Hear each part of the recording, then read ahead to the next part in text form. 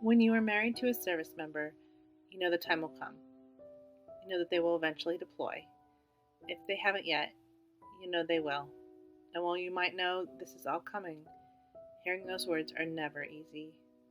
They come home from work one day, walk in the door, and by the look on their face, you know what they're going to say. There have been rumors.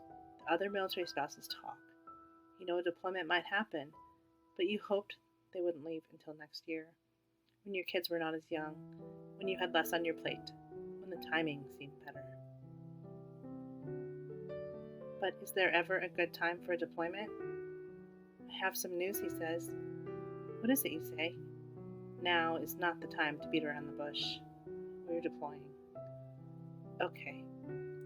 You're not sure how to respond. You are shocked. You are not shocked. You want more details, and so you ask for them. He tells you that it will probably be in June, next June, unless they send him early in May, or even April. And there's a slight chance he won't have to go until late July, even August. Your brain tries to go to the next year. Wasn't that when you were finally going to take the kids to Disney World? Guess that will have to wait. You also wanted to start school, go back and finish your degree. But is the deployment the right time to do so? Maybe, maybe not. Okay, you say, because you can't say anything else. You are still trying to process everything. You are still trying to figure out what you are going to do and how you are going to get to a place where you can handle this. It's the way, he says, and you know that. He isn't leaving tomorrow. You still have plenty of time. But you also know that time will go by too fast, as it always does. That 4 months isn't that long.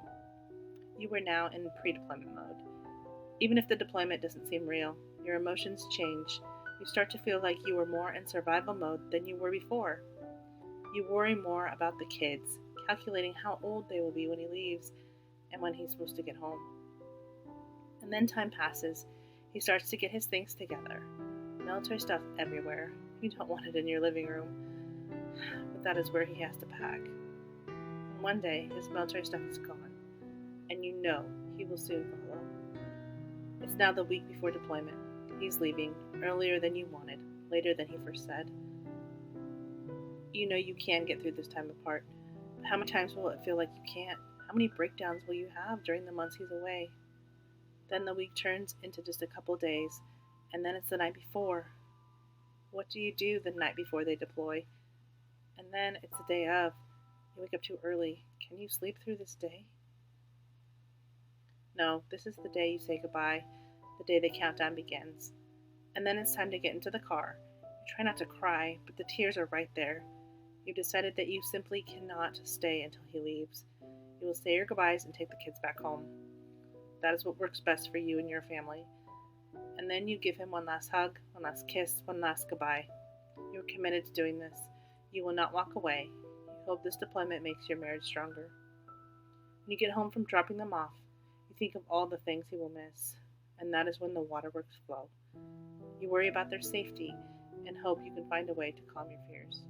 When your spouse deploys, you will find a way to make it through those lonely nights, through the time apart, and through everything that comes your way.